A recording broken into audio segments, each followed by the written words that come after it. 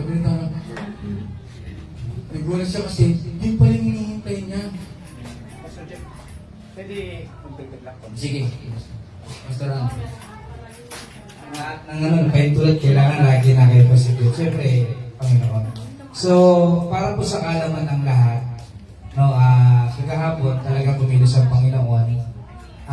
Dagdag lang po konti lang.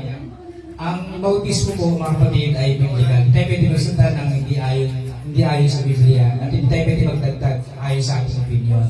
So, ang baptism, mga kapatid, ito po ay para sa kaalaman ng lahat. Ang baptism po ay, ito po ay nagsasapat na bulang o tanda naman. Kasi ang mga alagad, si Jesus Christ, binautismo siya may edad na. Sa Bible, wala ka makita na binautismo na baka o sampol.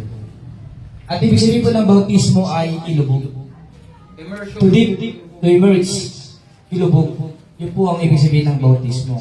So ang bautismo po, number one is the act of faith. Kasi maraming faith sa Bible.